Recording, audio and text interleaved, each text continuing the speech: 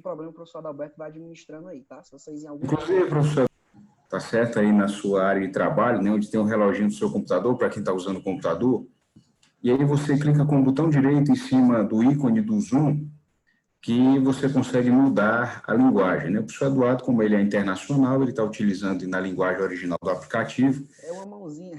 Se queiram mudar para o português, é possível perfeitamente, viu? Então, vocês podem alterar a linguagem também, beleza? Combinado. É isso aí, professor. É com você. Então, vamos lá, certo, pessoal? Bom, para a gente começar a falar sobre PIS e COFINS, eu vou voltar um pouco aqui na questão do conceito, tá? De novo, mais ou menos o que eu já falei lá sábado. Quando ligarem para você lá no escritório e disserem para você, manda o imposto dia 25, pelo amor de Deus, vamos lembrar que o PIS e COFINS, ele não é um imposto. Apesar de ali, no dia a dia, na sistemática, a gente está tratando ali mandando uma guia de pagamento para o cliente, o PIS e COFINS, uma das principais coisas que diferencia ele dos outros tributos é que ele é uma contribuição, tá? Então, a gente tem duas contribuições quando a gente está tratando de PIS e COFINS. E qual é o ponto de o PIS e COFINS ser uma contribuição e o que é que diferencia ele de outros tributos? Que quando eu estou tratando de uma contribuição, ela é algo que nasce com uma finalidade específica. Então, por exemplo, quando eu estou falando de COFINS, eu estou falando contribuição para financiamento da Seguridade Social. Isso sob uma ótica puramente tributária. Então, eu estou tratando de uma contribuição. O que é isso? É um tributo que nasce com uma finalidade específica. Ela nasce para custear a Seguridade Social. Então, eu estou tratando de uma contribuição. Então, não é imposto, tá, pessoal? É a primeira coisa que vale ressaltar em relação ao PIS e COFINS, tá?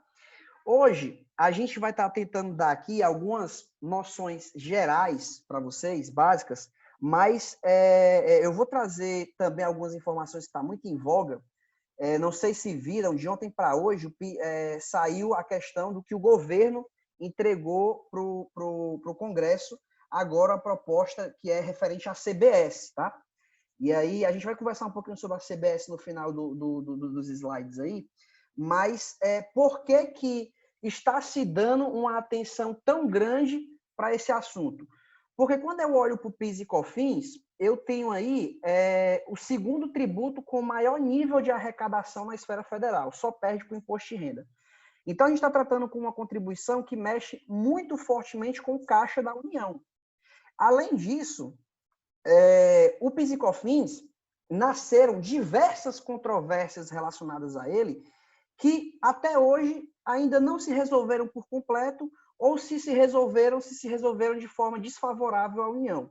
E aí, por aí eu digo, exclusão de ICMS da base de cálculo PIS e COFINS, insumos, vários temas que a União vem sequencialmente perdendo e que, diga-se de passagem, gera uma enorme oportunidade para os contribuintes quando a gente está olhando para fluxo de caixa e oportunidade falando de planejamento tributário. Então, esses tópicos é, inclusive, um dos que eu vou comentar aqui mais adiante com vocês, tá? Mas a gente está falando do segundo tributo em maior nível de arrecadação na esfera federal. Então, é algo que a União está de olho 100%. Certo? E aí, pessoal, a primeira diferenciação que eu crio em relação ao PIS e COFINS é que, na própria lei instituidora, o PIS e COFINS ele incide na modalidade cumulativa e na modalidade não cumulativa, tá? O que diferencia isso? O que é um tributo ser cumulativo? O que é um tributo ser não cumulativo? Quando eu tenho um tributo cumulativo, eu tenho um tributo que ele incide integralmente em cada etapa da cadeia de comercialização. Então, olhando aí para o slide, de maneira bem básica, eu estou olhando aí, por exemplo, uma indústria vende uma mercadoria por R$100. Eu tenho uma alíquota de imposto de 3%. Ou seja, eu vou pagar um imposto de R$3. O distribuidor, por sua vez, ele tem que vender a mercadoria mais caro, porque ele precisa ter lucro, concordam? Então, ele não vai vender pelo mesmo preço. Então, eu vou vender por R$200. A alíquota de 3% e o imposto aí equivalente de R$6. Por sua vez, o varejo vai vender para o consumidor final. E aí vende esse mesmo item com a mesma alíquota de 3% e cobra um imposto aí de R$9, que é 3% sobre esse valor. Pessoal, não se enganem. No final das contas, o tributo ele vai sendo repassado em cada cadeia, mas quem não consegue arcar com um custo para jogar para outra pessoa é o consumidor final. O consumidor final é sempre aquela pessoa que paga o tributo da cadeia inteira. Então, se eu olhar para um tributo que tem sistemática cumulativa, veja só, quanto que foi pago na primeira etapa? R$3. Quanto que foi pago na segunda etapa? R$6. Na terceira, 9. Se eu somar tudo que foi pago, numa conta bem simples aqui, a gente vai chegar a um valor aqui de R$18, concordam? 3 da primeira etapa, 6 da segunda, mais 9 da terceira. Ou seja, ao longo de toda essa cadeia de comercialização, foi pago R$18 de tributo, de imposto. Se eu dividir, para chegar a uma lógica de carga efetiva, se eu dividir 18 por 300, que é o preço final que o consumidor está pagando nessa mesma mercadoria, quanto que eu vou achar aqui de carga efetiva? 6%. O que isso quer dizer? Quer dizer que um tributo cumulativo que nasce com 3% na indústria, ele dobrou a carga tributária até chegar no consumidor final. E o consumidor final acabou arcando com um tributo que é de 6% e não mais 3%. Porque a lógica é a incidência de tributo sobre tributo. E isso desnaturaliza a carga tributária. E é por isso que hoje se fala em todos os tributos serem não cumulativos. Essa sistemática, ela desnatura isso e acaba que dobra o preço, dobra o tributo, se for o caso, para chegar para o consumidor final. E o que é um tributo não cumulativo? Um tributo não cumulativo é um tributo em que aquele imposto pago em determinada etapa, ele vira um crédito na etapa subsequente. Então, o que isso quer dizer? Eu tenho uma indústria que vende uma mercadoria por R$100. Cobrou uma alíquota aí de 3%. Então, cobrei um imposto de R$3 e agora o distribuidor vai vender essa mesma mercadoria pela lógica aí da etapa anterior. Vendi agora esse tributo com alíquota de 3%, um débito aí nesse caso de 6%, só que o imposto que foi pago na etapa anterior, ele vira um crédito, ele vira um direito a abater nessa minha nova operação. Portanto, eu só pago a diferença, eu só pago um imposto de R$3. Por sua vez, o varejo vai fazer a mesma coisa. Eu vou vender uma mercadoria por 300 agora, uma alíquota de 3%, só que já foi pago de tributo na etapa anterior R$6, que foi 3 da primeira etapa e 3 da segunda. Ou seja, chegou aqui um crédito de R$6 e eu só pago a diferença. O que é que isso quer dizer, pessoal? Se a gente for fazer uma conta simples, onde é que a gente vai chegar? De novo, naquela contazinha simples. Foi pago de tributo ao longo da cadeia de comercialização R$9. 3 em cada etapa. Concordam comigo? Se eu dividir esse valor pelo valor do preço do consumidor final, para chegar a uma lógica de carga efetiva, vai dar 3%. O que isso quer dizer, Eduardo? Quer dizer que um tributo não cumulativo, quando ele nasce com uma alíquota lá na indústria, 3% na primeira operação, ela permanece constante ao longo de toda a cadeia de comercialização. E não faz com que isso chegue mais caro para o consumidor final. Faz sentido o que eu estou falando, pessoal? Por favor, se vocês tiverem dúvida, vão mandando aí no chat, tá bom? O professor Adalberto vai administrando aí. Se for o caso, ele me interrompe para a gente voltar aqui. Mas essa é a grande questão. É entender a sistemática cumulativa e não cumulativa para a gente avançar para falar aqui de outros tópicos no PIS e COFINS, tá? Estou vendo que está tendo alguma movimentação no chat, o professor Adalberto vai administrando aí, se for o caso, me intervém. Ou então, se vocês quiserem, até podem ligar o microfone eventualmente e fazer alguma pergunta, tá bom, pessoal? Fiquem à vontade. Aqui é mais um bate-papo também para a gente trocar ideia e avançar, não tem nenhum problema. Podem, se for o caso, ligar os microfones e perguntarem também, tá? Bom, quais são... Só está dando um probleminha aqui no slide, mas... quais são aqui os principais pontos para a questão de falar de cumulatividade e não cumulatividade? Qual é a primeira diferença que surge aí? Primeira diferença é que, quando eu estou na sistemática cumulativa, a minha alíquota de PIS e COFINS, como a gente viu na aula passada, é 0,65% para PIS e 3% para COFINS. Quando eu vou para a sistemática não cumulativa, aí isso muda, porque agora eu vou estar tratando com uma alíquota de 1,65% para PIS e 7,6% para COFINS, tá?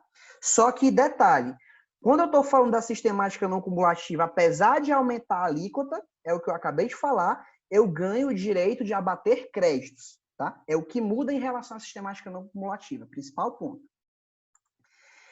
E aí, como é, Eduardo, que na prática eu vou entender como que eu tenho que pagar, quanto que eu tenho que por qual sistemática eu vou apurar o meu PIS e COFINS? Como é que eu descubro isso? Se você for optante pelo Simples Nacional, pessoal, se você for optante pelo Simples, você não vai estar em nenhuma dessas sistemáticas, porque como o professor Adalberto já falou na aula passada, você vai estar pagando PIS e COFINS por dentro do DAS. Então, você nem se submete à sistemática cumulativa, nem à sistemática não cumulativa.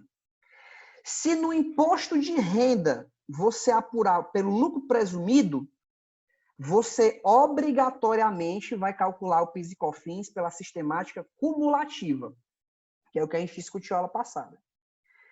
Se no imposto de renda você optar pelo lucro real, ou for obrigado ao lucro real, você automaticamente vai estar inserido na modalidade não cumulativa das contribuições. E, portanto, vai ter que aplicar as regras que a gente está conversando aqui hoje, tá? Bom, sistemática cumulativa, eu não vou me prender muito, a gente já conversou um pouco a aula passada sobre ela, mas basicamente o que a gente conversou? Incide sobre a receita bruta, alíquotas de 0,65% e 3%, e eu não tenho direito a abater crédito das contribuições, certo? Primeiro ponto em relação à sistemática cumulativa. E aí, pessoal, a gente entra para conversar, propriamente dito, sobre a sistemática não cumulativa. Qual é o primeiro ponto? E aí, se vocês tiverem alguma dúvida, pessoal, por favor, me intervenham, tá? Eu acho que fica até melhor de a gente, se for o caso, ir trocando ideia, para a gente entender se vocês realmente estão captando aqui o conceito, certo? Então, não tenham medo. Quando a gente falou lá, na aula passada, de regime cumulativo, e essa é uma das principais diferenças que nascem aqui como fundamentais para a gente fazer uma diferenciação, lá no regime cumulativo, eu disse o seguinte, olha, o que é que vai ser minha base de cálculo? O que é que eu vou oferecer à tributação? Eu vou oferecer à tributação tudo aquilo que for faturamento. Ou seja, tudo aquilo que for receita da minha atividade. E aí eu até comentei, se eu sou uma empresa comercial, tenho rendimentos da minha aplicação financeira, isso vai fazer parte da base de cálculo do PIS e COFINS? A gente até comentou, não faz parte, porque eu sou uma empresa comercial, eu me dedico a vender mercadorias. Se eu sou uma empresa comercial e eu tenho uma sala lá no regime cumulativo, tenho uma sala que eu alugo, mas isso não faz parte do meu objeto social, e eu aufiro receita com o aluguel dessa sala, isso vai estar sujeito à tributação de PIS e COFINS? Não vai estar. A gente conversou sobre isso. Só que quando a gente, pessoal, está falando de sistemática não cumulativa, muda esse conceito. Porque a lei vem e diz o seguinte, olha, a contribuição para o financiamento da Seguridade Social para a COFINS, e a mesma coisa é aplicada ao PIS, na modalidade não cumulativa, incide sobre o total das receitas auferidas no mês pela pessoa jurídica, independente da sua denominação ou classificação contábil. Então, isso cria uma outra lógica para a gente olhar para o PIS e COFINS na modalidade não cumulativa. Porque, vejam só, qualquer receita que você auferir, não só a receita bruta, não só o que é da sua atividade, qualquer uma delas vai estar sujeito à tributação de PIS e COFINS. E, pessoal, hoje isso é muito simples de se verificar na fiscalização. Vocês concordam comigo que, por exemplo, eu acho que muitos dos que estão aqui, talvez sejam, muitos acho que acreditam que sejam contadores. Se eu tenho uma legislação que fala que eu vou incidir PIS e COFINS sobre a totalidade das minhas receitas, qual é a principal fonte de análise para eu verificar, ou para o fisco verificar se eu estou oferecendo a tributação corretamente? A contabilidade. A contabilidade é a ferramenta primordial para a gente identificar aqui se vai haver ou não tributação de PIS e COFINS na modalidade não cumulativa.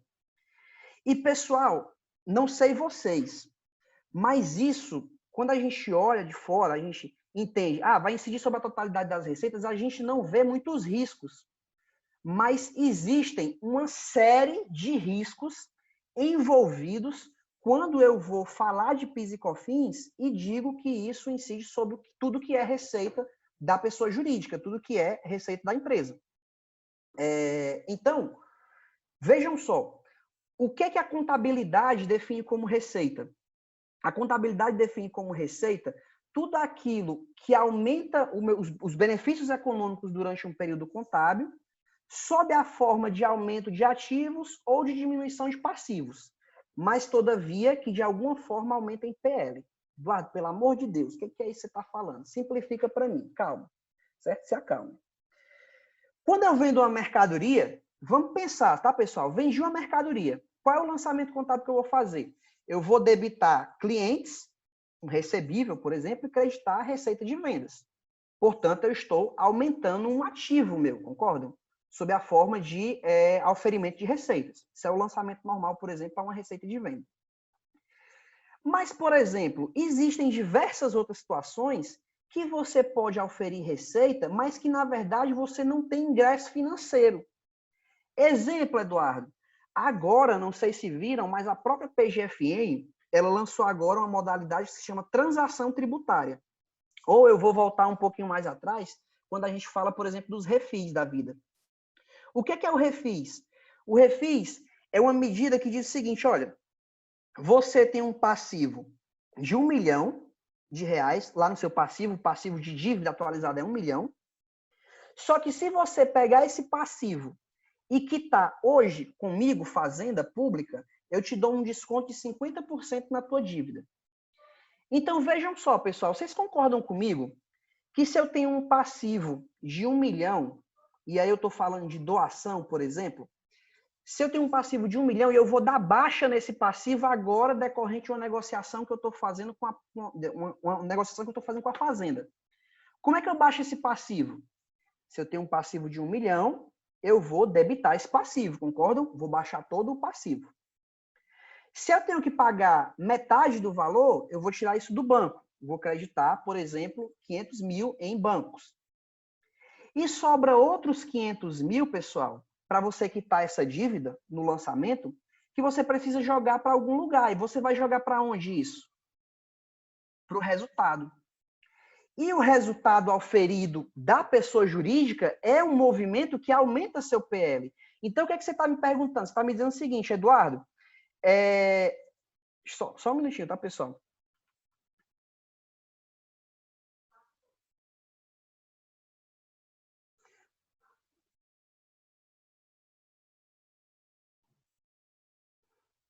Só desligar aqui o celular. Então, o que você está falando para mim? Eduardo, eu estou falando o seguinte, você tem uma dívida e você recebeu um perdão dessa dívida. Então, você quer dizer para mim que se eu recebi um perdão de dívida da Fazenda, a Fazenda não está me dando nenhum dinheiro. Quer dizer agora que eu vou ter que pagar PIS e COFINS sobre isso? Exatamente. E aí, pessoal, começam intermináveis discussões no PIS e COFINS sobre vários aspectos que envolvem o que impacta o seu resultado, que muitas vezes não geram uma entrada de recursos financeiros para você, mas que você tem que pagar. Quando a gente está falando de receita auferida, é muito fácil. Vendi uma mercadoria para o meu cliente, vou debitar clientes, por exemplo, contra a receita de vendas. Isso é muito fácil de entender que é uma receita. Mas existem diversos outros movimentos, e eu estou trazendo alguns aí, a título de ilustração, que acontecem diariamente nas empresas, mas que é muito comum a gente não deixar passar e simplesmente não oferecer a tributação. Eu vou dar um exemplo, tá, pessoal? Bonificações. O que são as bonificações? Imagina que tem uma empresa que ela manda uma mercadoria para você no CFOP 5910, certo? CFOP 5910, bonificação de mercadorias, tá? E aí ela manda lá para você uma mercadoria aqui no valor de R$1.000. Pessoal, se manda uma bonificação para você, como é que você vai jogar isso para dentro do seu estoque? Vocês concordam comigo que se alguém está mandando R$1.000 em mercadorias para mim, para eu jogar isso para dentro do meu estoque, eu vou ter que debitar o estoque em 1.000, concordam? Lá na minha contabilidade? Beleza, vou ter que debitar o estoque em 1.000. Mas, se eu não tenho nenhum desembolso financeiro, qual é o crédito que eu vou jogar aqui para poder registrar isso na minha contabilidade? Vou registrar isso aqui no meu resultado, numa conta chamada bonificação recebida, que é uma conta de receita. Então, eu vou pagar R$1.000 sobre esse valor. E aí, o que você está dizendo, Eduardo?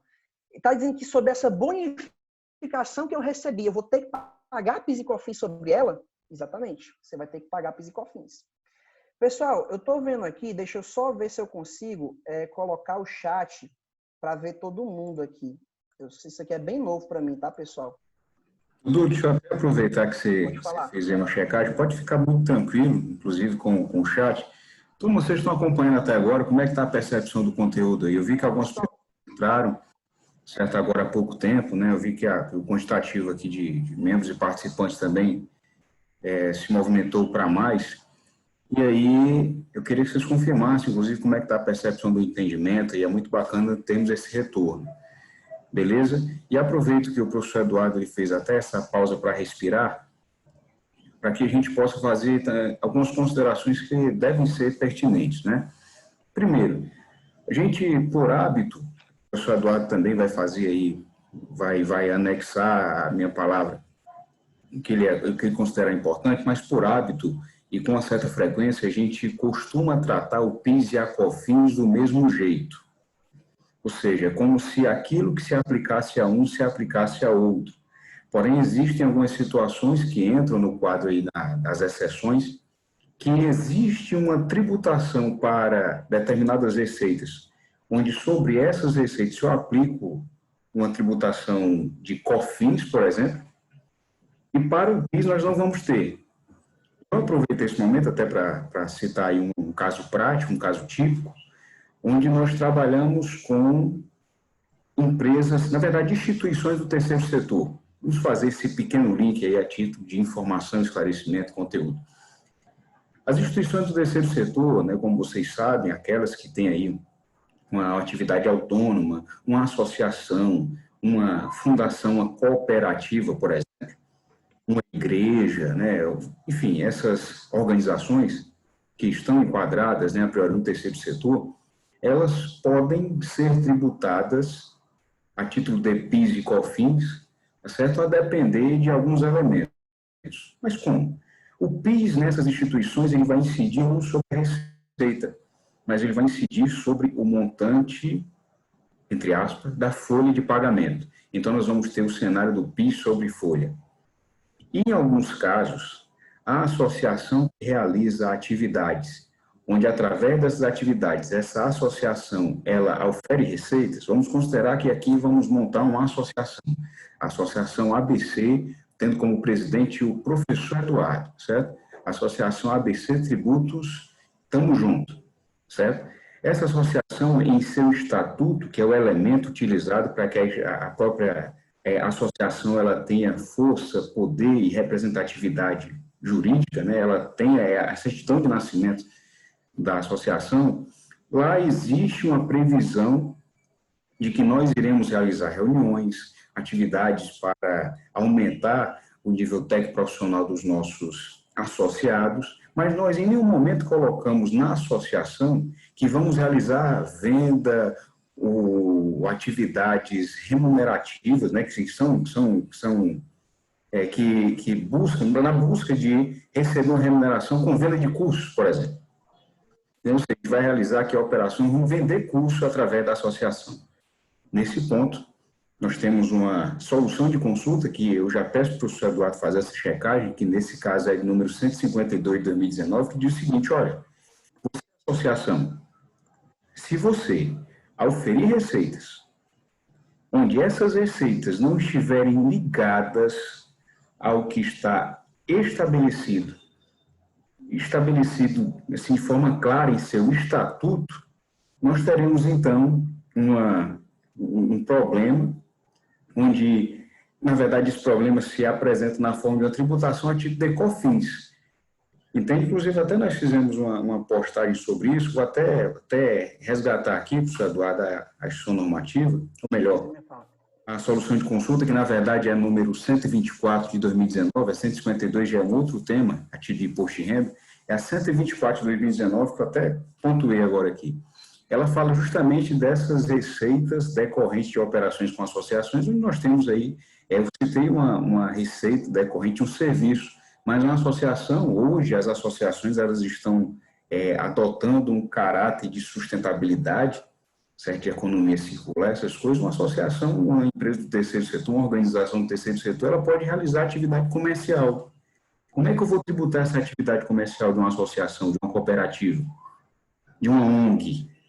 Então, aí nós temos uma solução de consulta, que aí eu já faço também um outro destaque.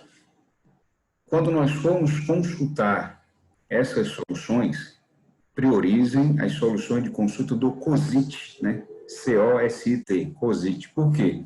Porque são soluções de consulta que vinculam todas as regiões fiscais.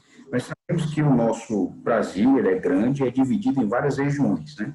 E para cada uma dessas regiões existe uma espécie de comitê que responde dúvidas a nível tributário, as consultas. E, por vezes, esses comitês podem me dar uma série de respostas divergentes.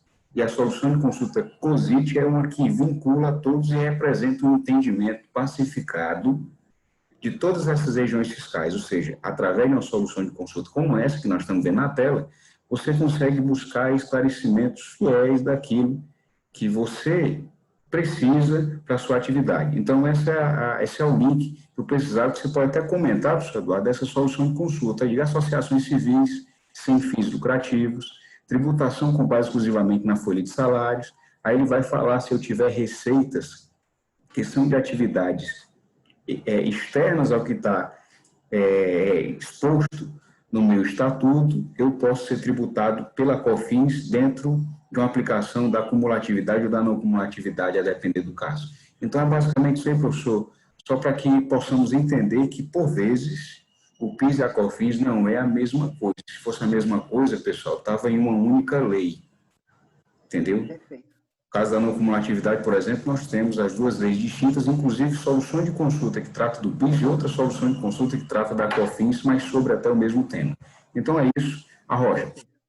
Em grande medida, os dois vão ser cobrados de maneira igualitária, sobre a mesma base, mas a gente precisa estar sabendo aí com certeza das exceções. Muito bem pontuado, pessoal da Alberto. Exatamente isso. E aí, pessoal, o que eu estava só continuar falando aqui, tá? Eu trago aí 4 exemplos à guisa de ilustração, que são 4 exemplos que a gente deixa muito passar batido no PIS e COFINS, porque a gente costuma entender que isso impacta nosso resultado, mas não é receita. Mas o que é que eu quero chamar a atenção de vocês? Eu quero chamar a atenção que para o PIS e COFINS, ele incide sobre todas as receitas da pessoa jurídica. Todas elas, não só a receita bruta, a receita operacional dela, mas sobre todas as outras receitas. Então, qual é o olhar que a gente tem que ter quando a gente está tratando de PIS e COFINS? E esse é o olhar do auditor quando a gente vai pegar um balancete ou algo para analisar PIS e COFINS. A gente faz um pente fino no balancete da empresa, principalmente nas contas de resultado, e vê isso daqui computa ou não receita para de PIS e COFINS. E é entender qual é a natureza do que está sendo registrado ali. Porque, a priori, qualquer coisa que entre para a empresa impactando o resultado vai se sujeitar à tributação de PIS e COFINS. E aí eu estou dando um outro exemplo. O que é isso daqui? Mercadorias recebidas em doação e a equiparação a desconto incondicional. Estou fazendo um processo de consulta aí. Eu vou ler. Muitas vezes, e aí essa aula, como a gente está tentando aqui trazer conceitos para quem está iniciando, talvez fique um pouco complexo, mas depois eu vou desmistificar isso daqui em lançamentos, talvez fique mais fácil a compreensão, tá? Vejam só o que é que diz a solução de consulta. Ó. As mercadorias recebidas em doação motivam a incidência dos tributos em função da entrada e da revenda. A aquisição das mercadorias em doação representa um auferimento de receita. E no momento da venda, também há aumento da receita bruta da empresa comercial, que constitui base de cálculo das contribuições, uma vez que, no caso concreto, não houve o recolhimento monofásico da indústria em relação a essas mercadorias. Então, o que ele está falando? Vocês já se depararam com uma situação de que, por exemplo, uma farmácia vai iniciar uma nova operação, ela ganha um enxoval do fornecedor. O que é que o fornecedor diz para ela? Olha, eu vou te mandar diversas mercadorias aqui para você, é o seu primeiro estoque, venda tudo aí, não tem nenhum problema, e essa mercadoria é doada. O resto a gente fideliza aqui por algum contrato para você comprar algo de mim. Então, pessoal, se eu estou recebendo uma mercadoria do meu fornecedor, e aí não é mais bonificação, agora é uma doação. Doação, vejam, qual é o intuito da doação? Eu dou a mercadoria e não tem nenhuma contrapartida sua para comigo, é de fato doar. Ela vai sair no mesmo CFOP, no CFOP 5910. Só que agora, como é um estoque inicial de mercadorias, eu vou dar um estoque para você aqui de 10 mil, que teoricamente vai vir no mesmo CFOP do fornecedor, porque esse CFOP é utilizado para bonificação e para doação. Então, o meu fornecedor me mandou 10 mil reais em mercadorias. Vou precisar colocar isso em estoque, porque depois eu vou vender, concordo? Então, vou debitar estoque no valor de 10 mil. Onde que vai ser o crédito disso, pessoal? O crédito vai ser colocado em receita de doação, ou uma conta que eu chame aqui de doação recebida, no valor também de 10 mil reais. Ou seja, isso daqui vou ter que tributar PIS e COFINS, porque transitou em uma conta de receita. Concordam comigo? O entendimento da Receita Federal. Aí, pessoal, a mercadoria está no meu estoque, só que agora eu quero vender essa mercadoria. Posso vender? Posso, não está no meu estoque? O fornecedor me deu, coloquei para estoque, paguei PIS e COFINS, só que agora eu quero vender para o professor Adalberto essa mercadoria. Se eu vou vender para o professor Adalberto essa mercadoria, o professor Adalberto vai me pagar à vista.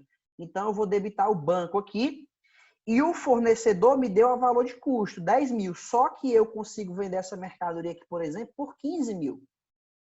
Vou debitar banco no valor de 15 mil. E vou acreditar o que aqui, pessoal? Se eu estou vendendo mercadoria? Vou acreditar receita de vendas. No valor de quanto? 15 mil. Olha só o que aconteceu de novo aqui. Eu tenho um outro valor transitando por conta de resultado. Então, essa mercadoria, ela transitou por resultado para poder entrar no meu estoque e transitou no meu resultado para efetivar a venda. Então, é exatamente isso que a Receita Federal está falando. Ela está falando, meu amigo, você não gastou nada para adquirir essa mercadoria. Foi um ingresso no seu patrimônio. Se é ingresso, eu não quero saber qual é a natureza. Eu não quero saber como é que você chama essa conta contábil. Se é doação recebida, eu não quero saber. Transitou no seu resultado? É uma receita? Então, eu vou te cobrar PIS e COFINS. E aí é o que ele fala aqui, ó. As mercadorias recebidas em doação motivam a incidência dos tributos em função da entrada e da revenda. E aí, pessoal, isso aqui, muita gente chega para mim e diz, isso é um absurdo, não é, Eduardo? Isso é complicado. É complicado. Porque se você for ver, existem não só essa situação, existem diversas outras de receitas que transitam pelo seu resultado, mas que não geram efetivamente, muitas vezes, ali ingresso de receita, de dinheiro, por exemplo, mas que você, por conta do PIS e COFINS, precisa oferecer a tributação e ter esse custo. E aí, pessoal, eu trago um exemplo. Esse exemplo é muito conhecido na época que foi noticiado, que trata de uma concessionária. E olha aí, vamos ler por partes, tá? Com manobra contábil, concessionárias deixam de pagar 100 milhões em tributos. O que está dizendo a notícia aí, ó? Esses valores são valores que eram repassados às revendedoras pelas fabricantes como forma de subsidiar as atividades das lojas. E aí o auditor falou, ó, são concessionárias vinculadas a determinadas marcas de automóveis, não são lojas multimarcas ou revendas de carro, explicou o auditor. Aí, aqui é que mora a chave da questão para a gente. Ó. O que ele falou? A partir da fiscalização da contabilidade de uma das concessionárias, os fiscais descobriram que os valores não eram declarados como receita, mas como redutores do custo. E com essa manobra, as empresas deixavam de recolher tributos que, somados, representavam aí cerca de 10,85% sobre o montante. Então, o que é que acontecia nessa concessionária, pessoal? O que é que acontecia? Você disse o seguinte, ó. Eu sou uma concessionária revendedora de carros usados. E aí eu bati as metas de vendas. Aí o que é que a fabricante falava? A fabricante falava assim, olha, se você bateu a meta de venda, você vai ganhar R$ 1 milhão em ajuda de custos para a sua loja. Eu vou te dar 1 milhão porque você bateu as metas. Pessoal, ganhei 1 milhão no meu banco. Como é que eu vou fazer o lançamento disso daqui? Vou debitar banco no valor de 1 milhão, concordam? Tá? Aqui deu muito, né? 1 milhão. 1 milhão no meu banco. Se eu estiver falando coisa errada, podem criticar aí no chat, tá, pessoal? Vou até pedir para reexplicar aí. Podem ir falando. Então, eu sou a concessionária de revenda de carros usados, bati as metas, a fabricante seguinte, ó, eu vou te dar R$ 1 milhão de ajuda de custo. Mandou 1 milhão para o meu banco. Como é que eu vou acreditar isso aqui, pessoal? Veio 1 milhão para mim. Vou assumir alguma obrigação? Não. Então, não tenho que mexer nada em passivo. Vou mexer aonde para jogar isso aqui para jogar isso aqui para o meu banco? No resultado, inevitavelmente. E aí, o que é que as concessionárias faziam? Elas diziam o seguinte, ó, essa conta aqui, ela não é uma conta de receita, ela é uma conta redutora dos custos. Então, por exemplo, imagina que lá os custos dessas concessionárias eram 10 milhões. Por conta desse 1 milhão, ela criava uma linha lá no balancete dizendo que isso era um redutor dos custos dela. Então, o custo dela, que tinha saldo devedor de 10, passava para 9. Ou seja, ela não reconhecia isso como outras receitas operacionais, simplesmente reconhecia como um redutor do custo. Isso é o quê? É uma manobra, não é uma manobra contábil. Talvez até o mais correto para ela seja reconhecer desse jeito. Mas isso, pessoal, é claro, evidentemente, uma receita. E o que a Receita Federal disse? Olha, não importa qual é o nome que você dá para essa conta. Essa conta transitou pelo seu resultado? E principalmente gerou um ingresso financeiro para você, isso daqui é receita tributada pelo PIS e COFINS. E não adianta manobrar a contabilidade para me enganar. Se eu descobrir que você tem valores que são receita no seu resultado, você vai ter que oferecer a tributação. Então, pessoal, dito isso, o que é que eu digo para vocês? Tenham muito cuidado com o PIS e COFINS, principalmente no regime não cumulativo. O que vocês tiverem de valores que transitam pelo resultado e que possam caracterizar a receita, algo que ingressa no patrimônio, que aumenta lá o PL, tenham cuidado. Porque se não tiver uma previsão expressa para não tributar, vocês podem ser questionados pelo FIS, que hoje é muito fácil ver isso. Se encerra agora, dia 31 de julho, a entrega da ECD. Quer local melhor para verificar se você está fazendo isso correto do que a ECD? E vamos voltar um pouquinho. Quem é que entrega a ECD muitas vezes? Lucro real está obrigado? Tá, a entregar a ECD. E o regime não cumulativo é para quem é lucro real. Então, fiscalizar isso é muito simples hoje para a Receita Federal. Então, tem que ter muito cuidado nas entregas dessas obrigações e verificar se você está oferecendo a tributação, tudo que transita pelo seu resultado. Sempre. Porque, né, professor Eduardo, além disso, o próprio Contribuições tem uma conta referencial. Exatamente. Referencial tanto da FD Contribuições, quanto da ECD, da SF, vai, obviamente, apresentar a composição do saldo. Exatamente. A FD Contribuições, ela vincula a conta que você está usando lá na ECD. Então, se não bate, já tem isso automaticamente. O que é que ocorre? Numa espécie de planejamento tributário mais arrojado, você tem que ter uma base, subsídio, você tem que ter a predisposição de levar para frente uma discussão em âmbito judicial. Então, a turma que está nos acompanhando aqui, né, quem já opera com isso, a gente costuma dizer, inclusive, né, professor Eduardo, rapaz, dentro do regime não cumulativo, o que é que eu posso tomar de crédito? Olha, o que você pode tomar de crédito no regime não cumulativo é tudo que você acredita que pode. Tudo, né, porque tem coisa que você pode, mas não deve. Então, se você estiver predisposto a brigar, faça aquilo que você se propõe a fazer, mas depois você vai para a discussão. Esteja disposto também a coçar os bolsos, que pode ser que dê problema e você precise coçar os bolsos, às vezes com juros e multa, às vezes aí tendo que enfrentar uma multa qualificada, dependendo da circunstância. Mas cabe aí a consideração, né, de pesar o risco. Perfeito. Perfeito, exatamente isso.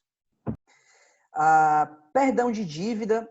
Perdão de dívida, a gente meio que já conversou sobre isso, mas eu acho que eu trouxe até aqui um lançamento contábil, mas o perdão de dívida, a Receita Federal já se pronunciou, dizendo também que tem que se tributar o perdão de dívida. E aí, como é que funciona o perdão de dívida? Eu vou rapidamente aqui para um lançamento contábil, tá, pessoal? Vamos lá, ó. Uma empresa optante pelo PERT, foi lá em 2017, recente programa de regularização fiscal, tem valor de débitos constituídos no passivo no valor de 250 mil. Só que para pagar essa dívida, ela recebeu um desconto do governo de 80 mil. Então, como que eu vou lançar isso daí na minha contabilidade? Eu vou lançar débito de tributos a recolher lá no passivo para baixar esses 250 mil. Perfeito, pessoal? Vou baixar todo o passivo. Vou creditar o banco pelo que eu efetivamente vou pagar, que é os 170 mil que está saindo do meu banco. E esse outro crédito vai para onde? Que é o desconto de multa e juros. Inevitavelmente, vai para o meu resultado. E aí, vejam só, esse é um exemplo clássico. Quando você recebe um perdão de dívida, não vem nada para o seu caixa. Você, na verdade, deixa de gastar. Esse é o fato. Só que sobre esse valor que você deixa de gastar, você tem que tirar uma ponta para pagar de PIS e COFINS sobre isso. Porque a Receita Federal ela vai exigir. Então, vejam que não é tão simples como no regime cumulativo que eu estou falando de faturamento. Qualquer coisa que transita pelo seu resultado, a priori, você tem que oferecer a tributação de PIS e COFINS, tá, pessoal? O que é que não compõe a base de cálculo? Basicamente, algumas coisas que a gente já conversou aula passada no regime cumulativo, que aí eu falo de descontos, vendas canceladas, descontos incondicionais, o IPI, o ICMS-ST, venda de bens do ativo não circulante. A gente até chegou também a falar sobre reversão de créditos baixados com perda, resultado de equivalência patrimonial. Tudo isso eu posso excluir da base de cálculo do PIS e COFINS, tá? E aí eu chamo a atenção de novo para o IPI e para o ICMS-ST, porque eu vou chegar nesse exemplo já já. O IPI e o ICMS-ST, por que eles não compõem a base de cálculo do PIS e COFINS? Porque eles são tributos que eu cobro por fora. Eu tenho, por exemplo, uma nota fiscal que tem R$100 de produtos, 10 de IPI e 10 de ICMS-ST. O valor da nota fica 120. Mas esses tributos não entram para a base de cálculo de PIS e COFINS, porque são valores que eu cobro por fora e já repasso para o fisco, tá? Primeiro ponto aí. Então, vamos lá rapidamente para um exemplo aqui, tá, pessoal? No meu primeiro exemplo, eu tenho uma mercadoria que tem 10 mil de produtos e tenho aqui somente o ICMS normal, não tenho o ICMS-ST, não tenho o IPI. Qual é a minha base de cálculo de PIS e COFINS? Nesse caso, 10 mil, certo? 10 mil é a minha base de cálculo. Eu tenho uma nota fiscal agora com IPI e sem ICMS subvenção tributária. Tenho 10 mil de produtos, R$1.000 de IPI e o valor da minha nota fiscal, que o total vai sair 11 mil. Qual é a minha base de cálculo de PIS e COFINS nesse caso, pessoal? Pensem. 10 mil, tá? O IPI não faz parte da base de cálculo de PIS e COFINS na minha venda. E por último, eu tenho uma nota fiscal com IPI e com ICMS subvenção tributária. Nesse caso, qual é a minha base de cálculo? Novamente, 10 mil. Porque nenhum dos dois tributos compõe a minha base de cálculo. Então, minha nota fiscal sai por 12.710, mas a minha base de cálculo efetiva de PIS e COFINS é somente 10 mil. Perfeito, pessoal? Eu vou rapidamente falar disso aqui, pessoal, porque eu acho que é um tema relevantíssimo, até para a gente ir encaminhando depois aí para o final, que eu vou falar sobre isso, que é a própria reforma. Só para você ter uma ideia, não sei se já ouviram falar desse tema, mas é a chamada exclusão do ICMS da base de cálculo do PIS e COFINS. Uma empresa só, isso é uma notícia do Valor Econômico de 2018, uma empresa só registrou um ganho com a exclusão de ICMS da base de cálculo PIS e COFINS de 2,8 bilhões de reais. Uma empresa. Eu estou fazendo cálculo de empresas, já cheguei a fazer cálculo de empresas que a gente levantou de 200 milhões de crédito de exclusão de semestre da base de cálculo PIS e COFINS. Então, o que é isso, Eduardo? O que é essa exclusão de semestre da base de cálculo PIS e COFINS? Só para vocês ficarem cientes, tá? A legislação não foi alterada, mas já existe uma definição do STF dizendo que o ICMS normal, e aqui eu trago o RE, esse recurso extraordinário aqui, isso já foi decidido em repercussão geral, ou seja, vincula todos os órgãos do judiciário.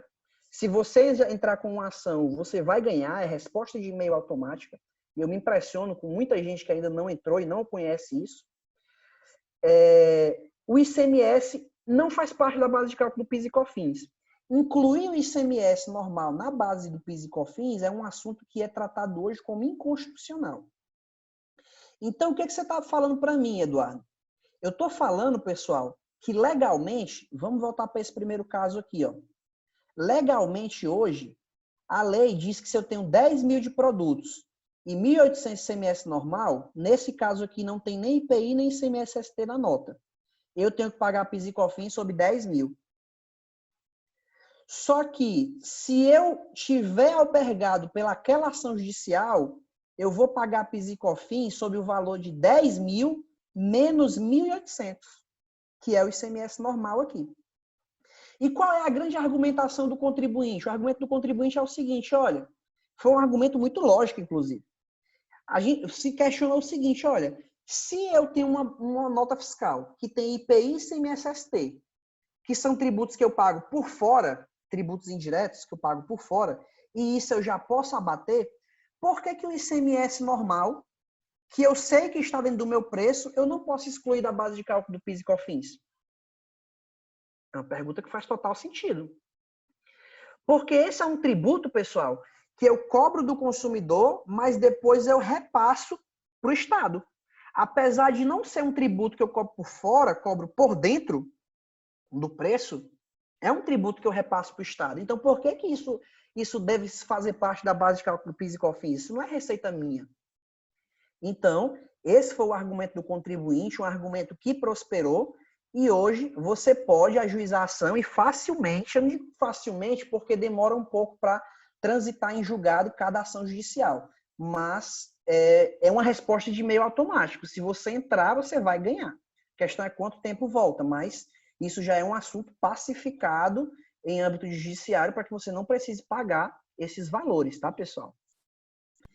Inclusive, né, professor Eduardo, contribuindo aí, a própria reforma tributária, o surgimento aí do CBS vai resolver muitos desses problemas relacionados à classificação, à questão de insumo, a própria composição de base de cálculo, essas exclusões de tributo por dentro de tributo. Vem, inclusive, isso à tona. Eu já aproveito, né, professor, para anunciar que nós vamos ter um bate-papo exclusivo sobre isso. Né? Exatamente. Eu, inclusive, professor, ontem e hoje foram dias muito atribulados. A proposta de reforma, ela saiu anteontem, a entrega, se eu não me engano, não foi? E é terça-feira.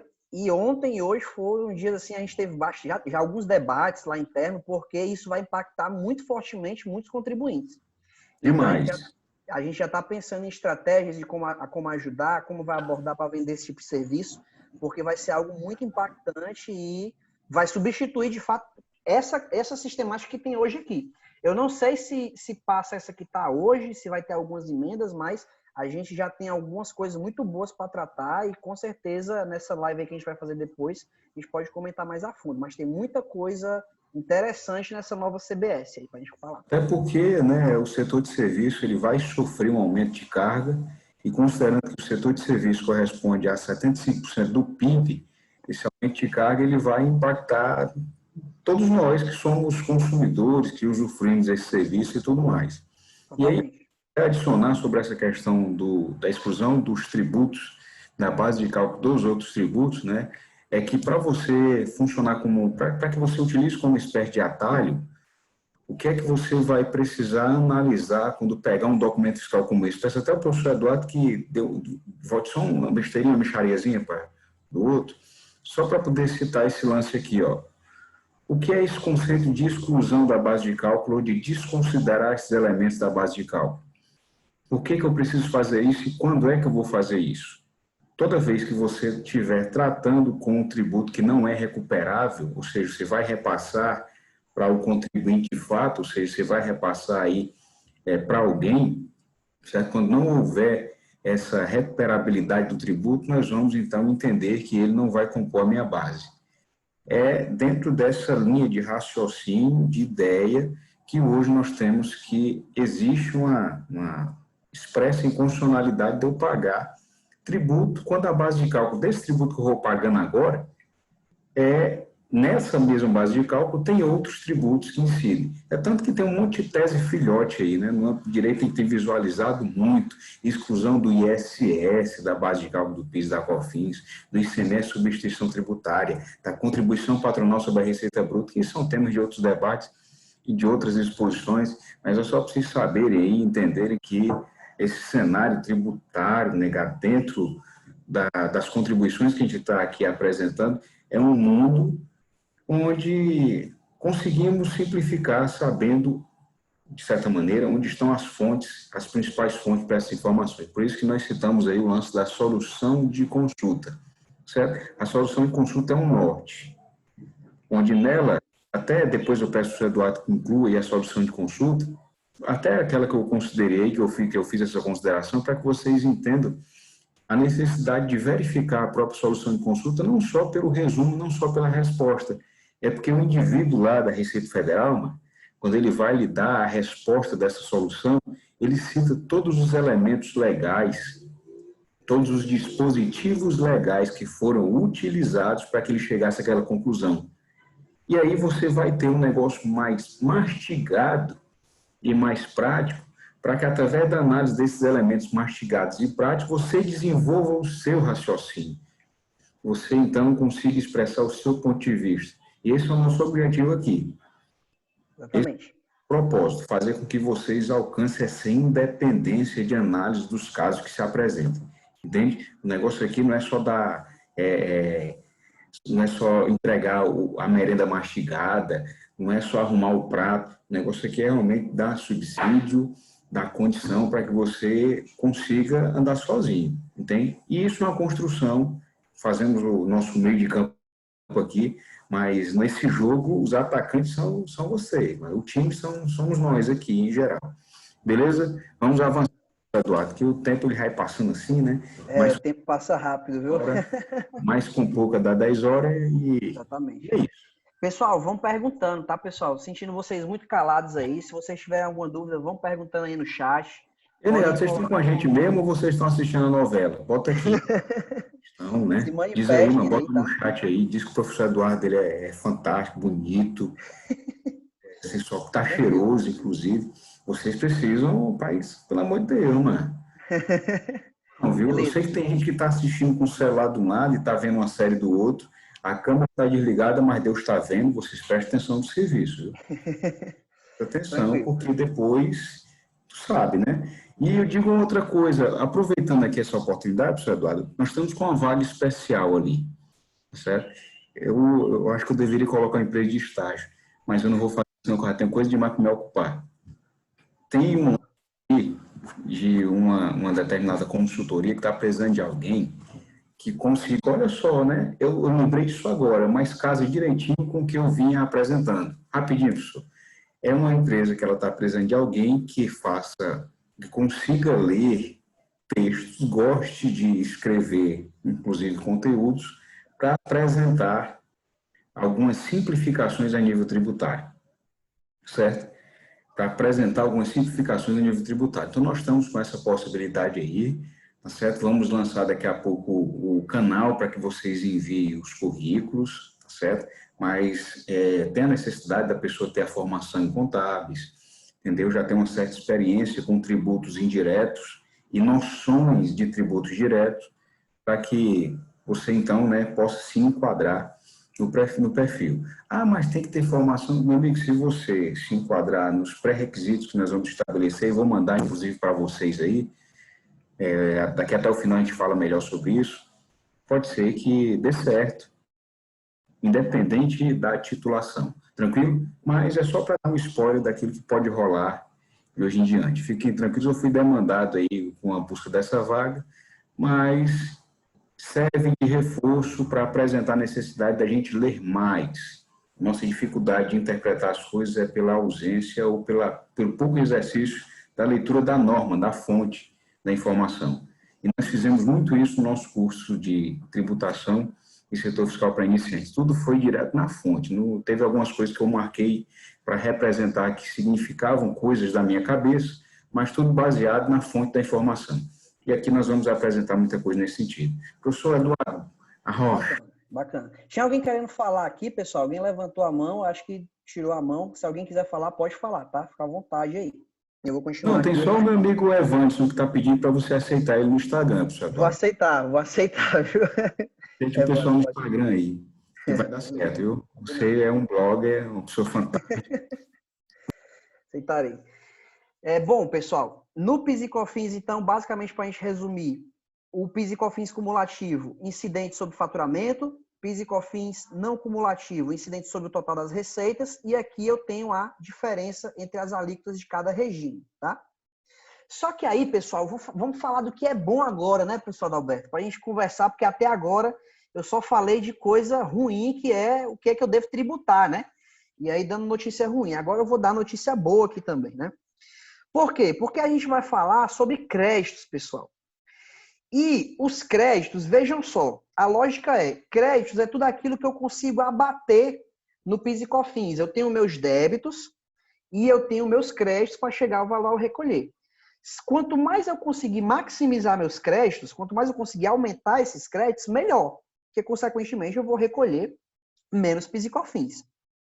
Então, um dos princípios básicos para a gente começar a analisar a tomada de crédito, quando eu digo base, é aquilo que tem que estar o pilar.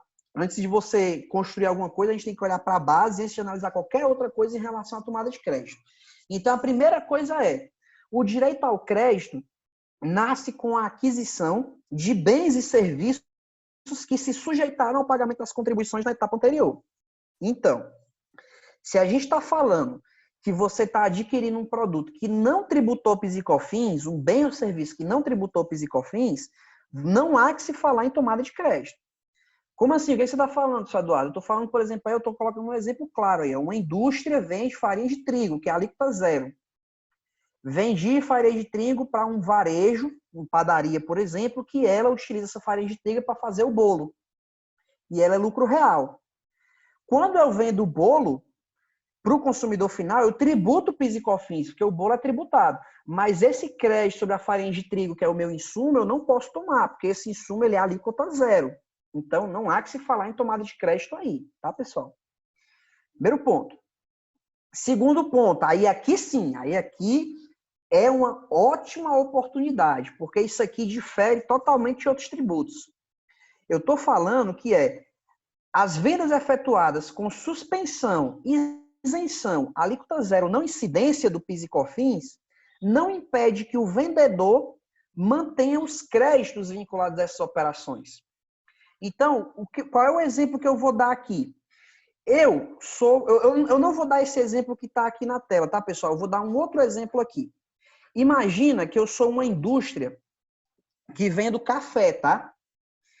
Eu vendo o café e o café é alíquota zero. Ou, por exemplo, eu vendo feijão, que é alíquota zero também.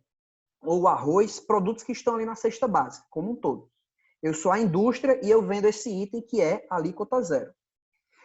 Se eu compro uma embalagem para fabricar esse item, porque eu fabrico café, mas eu preciso acoplar ele numa embalagem para vender. A minha embalagem que eu comprei é tributada. Ou seja, ela me gera crédito. Porém, o meu produto é isento na saída, ele é alíquota zero. O que é que está sendo falado aqui? Ó? Se você vende um item que é alíquota zero na saída, isso não impede que você mantenha o crédito, por exemplo, da embalagem vinculada a essa operação.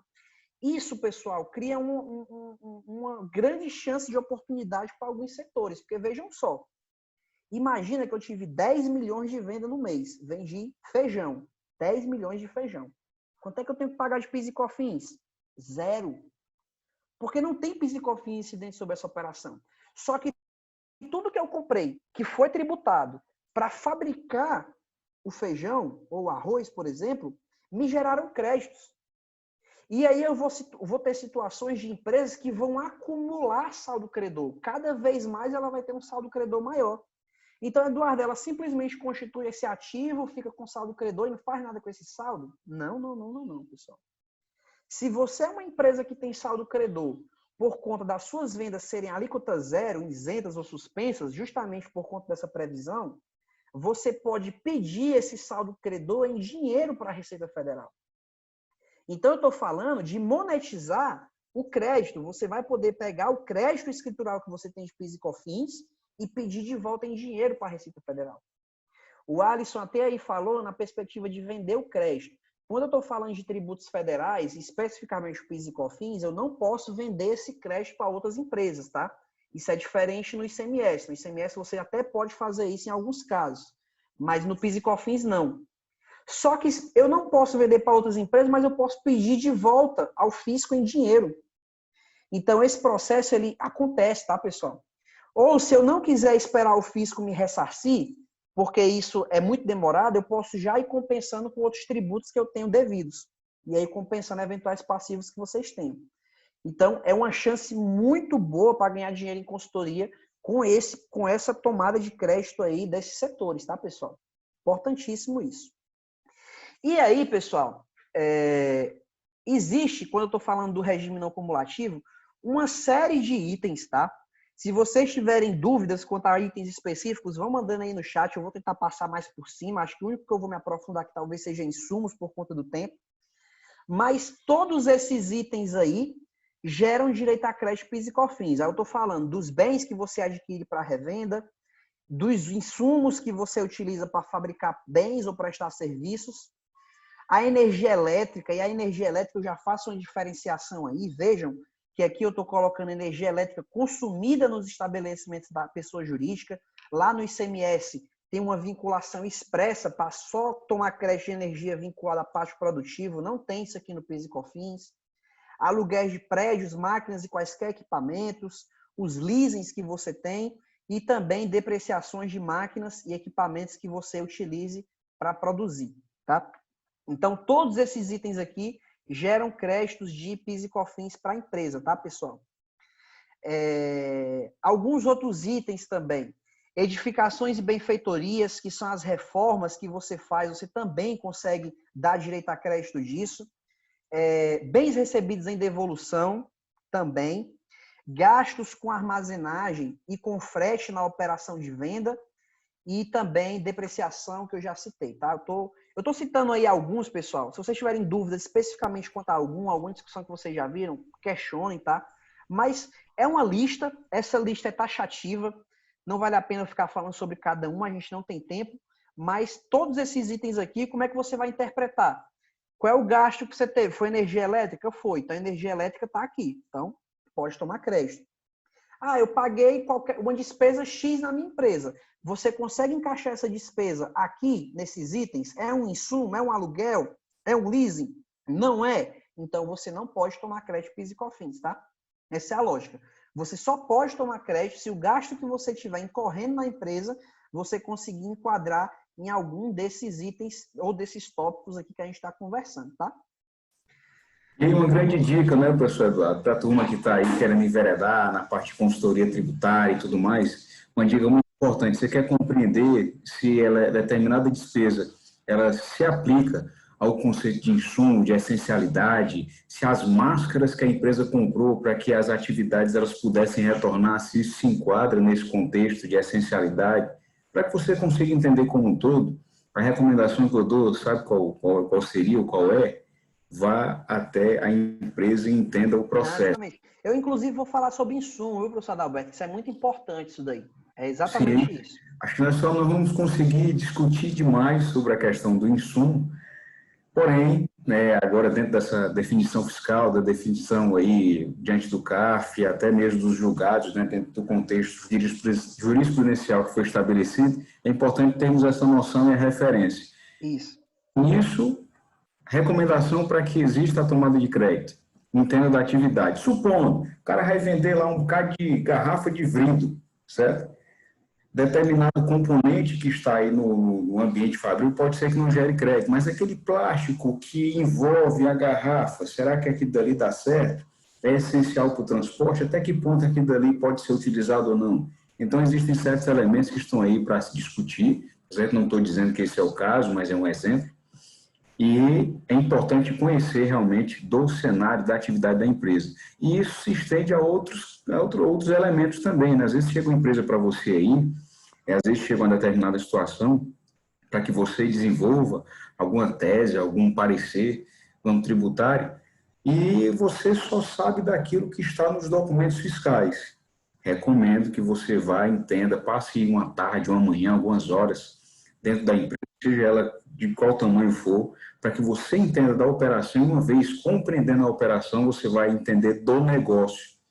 Entendeu do negócio, é mais fácil você então desenvolver um parecer, porque você vai visualizar oportunidades, tanto de você diminuir o risco, quanto de você então encarar aí melhores situações para se apropriar de créditos. É isso aí, professor, só para comentar. Eu vou tentar passar bem rapidamente aqui no conceito de insumos para a gente trazer alguns casos práticos aqui, falar de cálculo especificamente, que eu acho que interessa principalmente aí para quem está iniciando. E eu não vou tentar não me delongar, mas eu acho importantíssimo, pessoal, que vocês entendam, principalmente aí quem está iniciando. No PIS e COFINS existem dois temas estruturais hoje que chamam a atenção sobre oportunidades. Um é a exclusão de semestre da base de cálculo PIS e COFINS e o outro é insumos. Qual é a discussão em torno dos insumos? Prestem atenção, tá, pessoal? Por que existe tanta discussão em torno de insumos? Porque a legislação do PIS e COFINS, ela saiu em 2003. Aí, em 2003, a única coisa que tinha exposta na lei era isso daqui, ó. Você pode se creditar de bens e serviços utilizados como insumo na prestação de serviços e na produção de bens ou produtos destinados à venda. Ou seja, a palavra era itens que você utiliza como insumo. Tudo aquilo que você utiliza como insumo, você poderia tomar crédito. Legislação de 2003. Aí a Receita Federal, sempre naquela tentativa de nos ajudar, o professor Adalberto aí sabe bem disso, né, pessoal? Ela sempre vem querendo ajudar o contribuinte. Ela lança essa solução de consulta que diz simplesmente o seguinte, olha, o que é que eu Receita Federal, entendo que vai ser insumos? Insumo vai ser a matéria-prima, o produto intermediário, o material de embalagem e quaisquer outros bens que sofram alterações, tais como o desgaste, o dano ou a perda de propriedades físicas ou químicas em função de uma ação que é exercida diretamente sobre o produto em fabricação. Ou seja, isso aqui é o muito mesmo semelhante ao que tem no regulamento do IPI, muito semelhante. É a mesma coisa que tem no regulamento do IPI. E aí, eu vou dar um exemplo. O que acontece? O que a Receita Federal disse? Olha, tudo aquilo que entra em contato direto com o produto, quando você está fabricando ele, isso você consegue tomar crédito PIS e COFINS. O resto, não. Mas, olha, isso aqui não é o que está na lei. O que a lei disse foi o que é utilizado como insumo. E aí eu vou dar um exemplo bem rápido. Eu tinha participado de uma due diligence, que aí, professor, é engraçado que tinha uma situação que era muito legal, que isso até serviu depois de parâmetro até para alguns exemplos, e alguns consultores até concordaram comigo. E aí, pessoal, vejam só, quando eu estou falando sobre insumo, isso daqui eu posso aproximar muito da lógica de custos, mas não é simplesmente a lógica de custo da contabilidade, tá? Eu vou dar um exemplo aqui. A gente chegou para fazer revisão na determinada companhia, e aí a gente identificou muitos gastos que estavam gerando crédito PIS e COFINS, e a gente foi analisar se isso poderia ou não, porque numa compra, que é o que a gente fala que é uma due diligence, a gente vai verificar se tem algum passivo contingente. Enfim, a gente foi fazer uma revisão tributária para saber se tinha algum risco. E aí a gente identificou que ela estava tomando crédito de alguns gastos. Dentre esses gastos, ela estava tomando crédito sobre alguns alimentos, e aí nesses alimentos tinham bolos, algumas coisas que eram utilizadas na planta fabril, e bolo, cerveja, e aí tinha outros gastos, além desse bolo, cerveja, etc., comida, de fato, que apresentavam um montante relevante nessa companhia. E esses gastos eram gastos com preservativos e com absorventes. Um gasto altíssimo, relevantíssimo na planta fabril. E aí a gente chegou para discutir e disse o seguinte, olha, o pessoal está colocando aqui comida e gastando preservativo. O que está acontecendo aqui, né? Estou brincando. Mas aí a gente prontamente concordou aqui que os gastos, por exemplo, nessa planta industrial, com o bolo e refrigerante, isso não dava direito a crédito de insumos, porque não tinha nada a ver com a atividade dela, com a atividade de produção. E aí a gente foi para os outros gastos, os gastos com preservativos e absorventes. A gente foi entender como é que aquilo se comportava. E a gente achou estranho, de fato. Só que a resposta veio. E a resposta veio em que sentido? O engenheiro de produção disse que como a planta fabril, e aí o que era produzido lá era aquela vaso sanitário. E a empresa trabalhava muito no ramo de exportação. Então, no mercado americano, por exemplo, quando você usa esse determinado tipo de dejeto, você joga no próprio vaso. Então, para exportar daqui, por exemplo, para o mercado americano, era feito um teste de sifonagem. Eram gastos no teste de sifonagem. Isso veio do engenheiro de produção. Então, antes de exportar, o que eu fazia? Eu testava que aqueles itens passassem por aquele determinado processo, dentro do meu processo produtivo. Se o item passasse, era carimbado e ia para o mercado americano em exportação. Se não passasse no teste, eu não poderia exportar. Então, naquela atividade, esses gastos eram insumos. E vejam bem, pessoal, esses determinados gastos, eles não entravam em contato direto com o item em fabricação, na produção especificamente, mas eram gastos que, se eu não corresse, aquilo não era caracterizado insumo. E aí, depois, esse assunto, inclusive, depois chegou no CARF, no Conselho Administrativo, e passou, e ficou como um exemplo muito tranquilo. Então, vejam, a Receita Federal, ela deu um conceito, mas que é um conceito muito restritivo, porque eu tenho diversos gastos na minha empresa que não entram em contato direto com o item, mas são insumos. E aí, basicamente, eu vou tentar passar aqui bem rápido, ser sucinto. Essas instruções normativas da Receita Federal, só para vocês terem uma ideia, porque muitas vezes a gente toma como parâmetro o seguinte: olha, eu vou seguir o que a Receita Federal está dizendo como verdade. Mas, pessoal, o judiciário, isso daqui, esse RE aqui, esse RESP, foi decidido em rito de recurso repetitivo, ou seja, é uma decisão vinculante. Isso aqui vincula todos os órgãos do judiciário. E a Receita Federal já aceitou isso também, meio que já aceitou. Isso reconheceu que as instruções normativas que a Receita Federal tinha antes eram ilegais. A Receita Federal teve que voltar atrás no que ela falou. E disse, ó, as ienes da Receita Federal, elas efetivamente desrespeitam o comando do artigo 3º, inciso 2º da 10.833. E o conceito de insumo, ele deve ser aferido à luz dos critérios da essencialidade ou relevância. Ou seja, considerando a importância do bem, do item, né, que é um bem ou serviço, para o desenvolvimento da atividade econômica. E aí o STJ fixou esses dois conceitos aqui, ó, que o professor Alberto falou, que é essencial e o que é relevante. E aí vamos rapidamente, pessoal, porque eu acho que é interessante a gente passar nisso aqui para a gente fixar. O conceito, ele ainda é subjetivo, mas eu posso tornar ele mais claro. O que é um item essencial? É um item estrutural, inseparável do processo produtivo ou da prestação de serviço, ou que, se você tira esse item, ele lhe priva qualidade, quantidade ou suficiência. Então, o que você quer dizer com isso, Eduardo? Como é que você vai saber se um item é insumo hoje no seu processo produtivo? Imagina que você faz determinado item, você fabrica. Imagina que tem um determinado gasto, um item que você tira. Se você tira esse item do seu processo produtivo, você para o seu processo produtivo? Eu paro, Eduardo. Para o meu processo produtivo se eu tirar esse item. Então, ele é insumo. De outro modo, se você tirar esse item, você para seu processo produtivo? Não, eu não paro. Mas se eu tirar, Eduardo, eu perdo qualidade. Ou então eu produzo menos, eu produzo em menos quantidade. Então, isso é insumo. E aí, um outro critério para caracterizar como insumo também é a relevância, que é um item que, embora ele não seja indispensável, ele integra o processo de produção por ser singular na sua cadeia produtiva ou por uma determinada imposição legal. Então, eu vou voltar hoje para um exemplo muito claro hoje. Álcool gel, está muito em voga hoje esse tema. A indústria ela comprou álcool gel. Esse álcool gel ele faz parte do processo produtivo? Não, não faz. Que álcool em gel não é álcool para fins tributários, né? O álcool 70%, o álcool em gel tem uma discussão que não é álcool para fins tributários. Mas eu acho que no máximo isso daí caracteriza um monofásico, talvez, né? Um monofásico ou não. Aí, quando eu estou falando de tomada de crédito, eu não vejo problema, porque eu posso tomar crédito de item monofásico, não tem problema. Ou também se o crédito for de um item normal também. De insumo, Foi muito né? bom você comentar.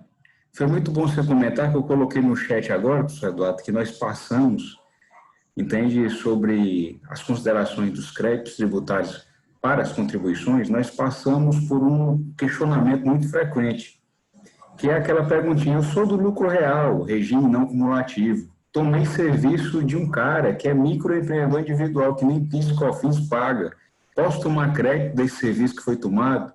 Pode. Justifica no chat aí, eu coloquei hashtag tome nota, porque o PIS e a COFINS, eles adotam, né, um negócio muito bonito de se falar, que se chama método subtrativo indireto, né? Ou seja, é a aplicação plena da não cumulatividade. Eu tomo crédito pela alíquota que eu sou tributário. Então, é só para que a gente registre isso, tome nota aí, entendeu? Do Simples Nacional se caracteriza a mesma coisa, desde que essas aquisições ou esses serviços tomados, eles sejam oriundos de pessoas jurídicas. Beleza? Perfeito. O Seja Lucas queria adicionado falar aí, alguma professor. coisa aí. O Lucas queria falar alguma coisa. Quer falar, Lucas? Pode falar aí. Pronto. Boa noite. Tá me escutando? Estou escutando, estamos escutando. Parece que está dentro de uma cacimba, mas eu estou lhe escutando. Como é? Parece que está dentro de uma cacimba, mas eu estou lhe escutando aqui. É isso, doutor. Pronto, ó, na situação que foi exposta aí, certo? Se eu sou então, e eu preciso agora, com as novas normas, usar álcool em gel na produção, digamos, para o higiene dos nossos funcionários, se enquadraria como insumo por ser Eu entendo que sim. Principalmente se você tiver alguma norma legal colocando isso como imposição para a volta da atividade produtiva do seu ramo, para mim é bem claro. Inclusive, olhando aí por um crédito verde, aí, que eu costumo separar crédito verde ou amarelo, um crédito para ter risco aí, questionamentos, eu acho que isso não vai ter nem questionamento. Se tem alguma imposição legal para isso no processo produtivo, pode tomar crédito. Ah, isso aqui é uma máscara, viu? É preta assim, alguém pode pensar que é outro tipo de, né? Isso é uma máscara, viu, negado? Essa máscara também, se eu fosse pessoa jurídica do regime não cumulativo, considerando... É cor de pele, né, Adalberto? Aí? Ficou mudo aí. Mas é exatamente isso, tá, pessoal? O que eu preciso classificar para identificar como insumo é fazer justamente esse teste de subtração. Se você tirar o item do seu processo produtivo e ele parar o processo, ou tirar qualidade, ou quantidade, ou suficiência, ele é insumo. Ou se for alguma imposição legal, também, tá? Esse é o novo conceito de insumo que a gente tem que olhar aí. E aí, pessoal, basicamente, a gente caminhando aqui para o final, trago aí um quadro resumo. Por quê? Porque quando eu estou falando, por exemplo, de bens para revenda, esse crédito ele só é permitido no comércio, tá? Quando eu estou falando de insumos, na visão da Receita Federal, esse crédito só é possível na indústria ou nos prestadores de serviços. E aí alguns outros créditos aqui, energia elétrica, aluguéis, leasing, são permitidos em todos os setores, mas alguns outros, como por exemplo, depreciação, só é permitido na indústria de prestadores de serviços, e eu vou fazendo essa diferenciação aqui, tá? Quais os setores que você pode tomar cada linha de crédito aí. Então, basicamente, o que a gente retoma aí, repisa em relação ao fundamento de tomada de crédito? Que para você tomar o crédito, primeiro, o item tem que ser tributado de PIS e COFINS na etapa anterior. E aí, reforçar o que o professor Adalberto está falando. Não importa quanto de PIS e COFINS foi pago na etapa anterior. Como assim, Eduardo? Se você está comprando de uma empresa, por exemplo, do Simples Nacional, ela paga PIS e COFINS com uma alíquota muito pequena, de acordo com o regime dela. Só que você, para tomar crédito, você vai pegar o valor da aquisição e aplicar as alíquotas do regime não cumulativo. Então, não tem que verificar quanto ele está destacando em nota para tomar crédito, como, por exemplo, se fala no ICMS, tá? Você vai aplicar a tomada de crédito sobre o valor de aquisição integral. Basta que ele seja um item tributado em PIS e COFINS e que você consiga enquadrar em algum desses incisos aí, ou em algum desses itens aí que a gente está colocando, tá? Agora, tomara que tenha me visto aí, eu até citei o exemplo da máscara, né? Mas minha internet aqui tirou onda comigo e caiu. Mas acredito que deu tudo certo, você deve ter visualizado, deve ter comentado aí. Eu não... Sim. Não, da máscara, basicamente, vai ser a mesma coisa, por exemplo, do álcool gel. Se ela for uma Perfeito. exigência legal, uma imposição, está na tomada de crédito aí albergado pela indústria. E eu faço um comparativo, tá, pessoal? Por exemplo, se isso é exigido na indústria, ok, está vinculado ao processo produtivo. Agora, se essa máscara, por exemplo, esse álcool gel, é exigido, por exemplo, na área administrativa para a volta, cria-se discussões aí se esse é um crédito de insumo ou não. Porque a área administrativa ela é separada da área de produção e pode ser que existam alguns questionamentos aí envolvidos. Então, tem que ter muito cuidado também em como vai ser essa tomada de crédito, tá? Tem que definir bem. Se for para a indústria, eu vejo como bem tranquilo. Se não for, existem riscos abrangidos, tá? E se vocês tiverem algum item, pessoal, alguma dúvida, tá? Podem levantar a mão aí para fazer perguntas ou mandar no chat, fiquem à vontade, tá? Eu sei que é um pouco pesado, esse é um tema que é chato no PIS e COFINS, mas a gente vai conseguir, vamos todos em frente que vai dar tudo certo. Material será disponibilizado, será assim, viu, Gleison? Assim que eu terminar, mandarei para o professor Adalberto para ele encaminhar para vocês. Ou até eu já coloco no grupo também, não se preocupe. Isso é totalmente disponibilizado aí para vocês, tá? Não se preocupe. Para a gente ir terminando aqui, pessoal, para a gente já entrar num caso prático, tá? Separando aí de novo. PIS e COFINS, cumulativo, as diferenças entre cumulativo e não cumulativo. No regime não cumulativo, quem é que vai estar? Lucro real, minha base de cálculo, todas as receitas, minhas alíquotas 1,65 e 7,6. Vou poder tomar crédito e sempre por regime de competência. Não há que se falar em regime de caixa aqui, tá? Eu tinha colocado aqui um exemplo. Não tem aqui um exemplo, mas a gente vai fazer um exemplo aqui rapidinho de um caso de PIS e COFINS, tá, pessoal?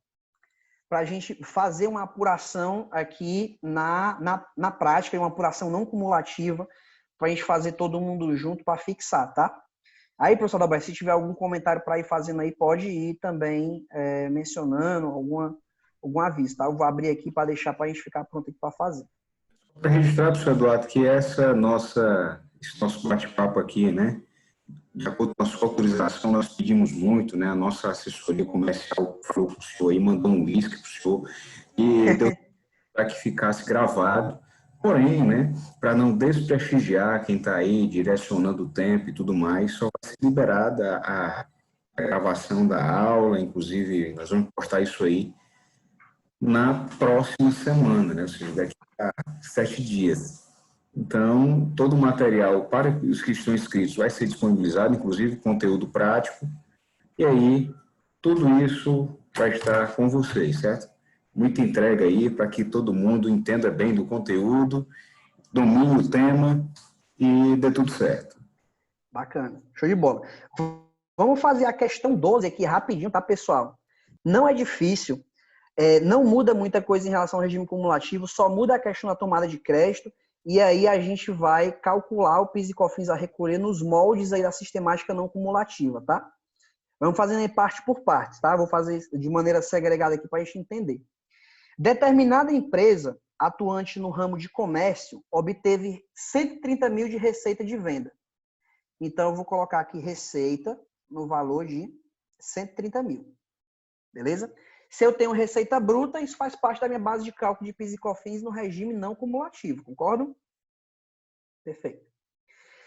Eu tive também outras receitas. Outras receitas no regime não cumulativo faz parte da minha base de cálculo, pessoal? Raciocinemos, tá? No regime não cumulativo, ela faz parte sim. No regime cumulativo é que ela não entra na minha base de cálculo. Então, eu vou ter aqui também, para fim de base de cálculo de PIS e COFINS, nesse caso, um valor de 145 mil. No meu balancete, eu registrei 3 mil de despesa de energia elétrica. Energia elétrica está naqueles incisos lá para tomada de crédito? Sim, estão. Então, eu vou pegar aqui um valor de 3.000 para energia elétrica. Tive também 5.000 de depreciação de máquinas. Pessoal, vamos lá.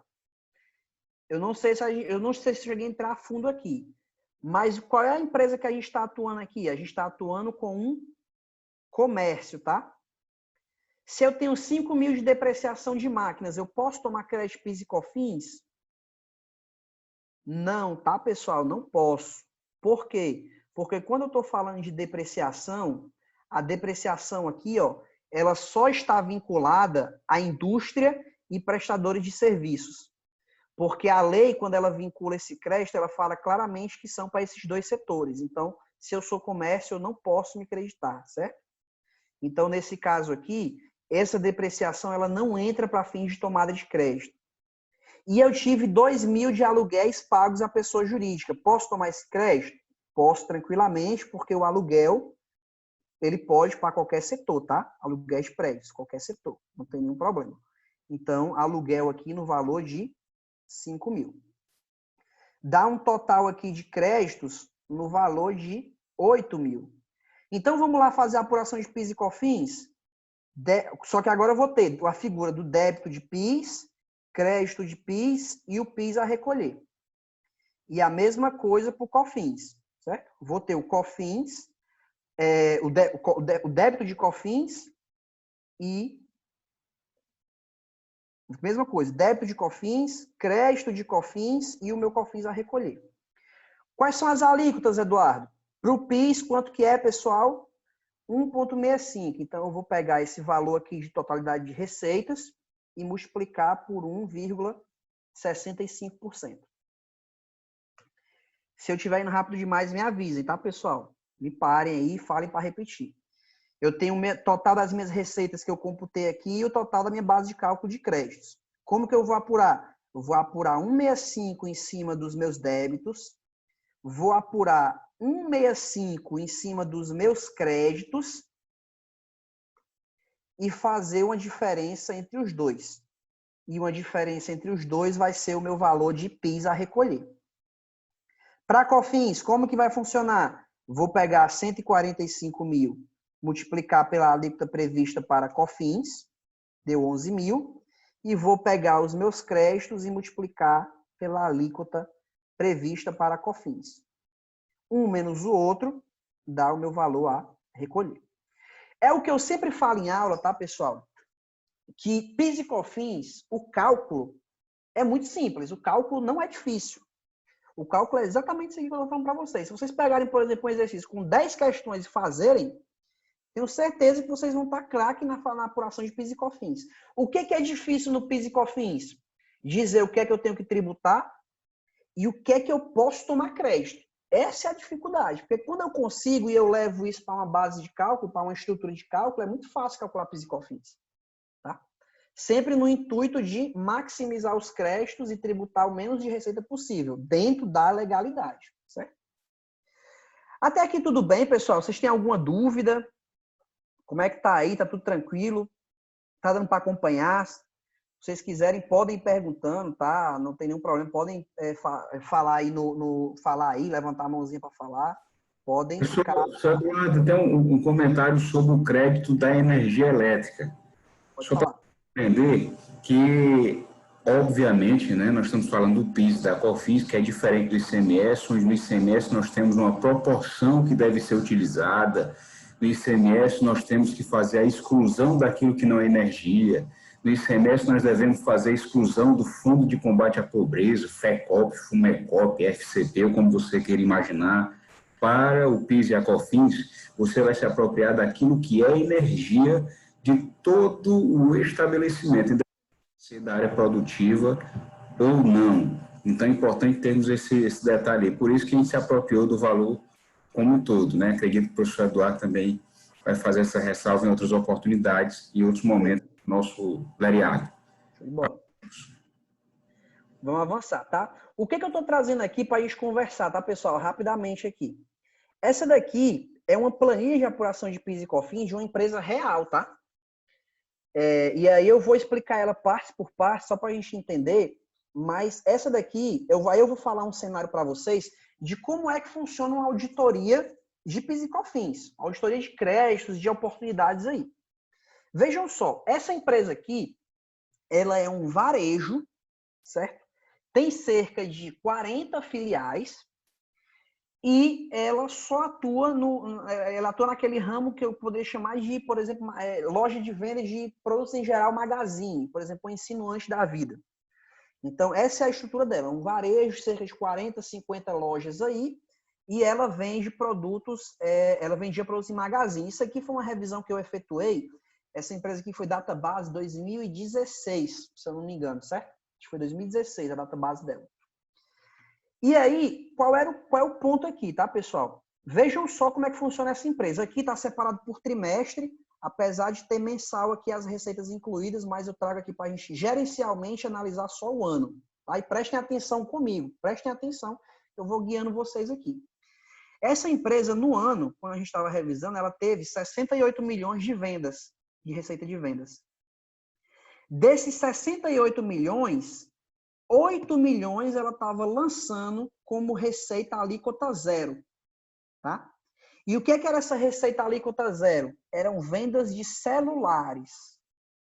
Na época, a Lei do Bem ainda estava vigente e existia uma previsão na Lei do Bem que dizia o seguinte, olha, a venda a varejo de smartphones, tablets e outros produtos, eles são alíquota zero na venda a varejo. Ou seja, o que é que isso quer dizer, pessoal? Se eu falo que a alíquota zero é na venda a varejo, e esse é um varejo, ele pode vender para o consumidor final sem tributar o PIS e COFINS, concordam? Beleza? Mas eu pergunto uma coisa, se eu sou um distribuidor e eu vendo esses celulares, eu tenho que pagar PIS e COFINS? Tem sim. Porque a previsão de alíquota zero é aonde? Na venda a varejo. Então, só o varejo poderia tributar. Então, vamos continuar, tá?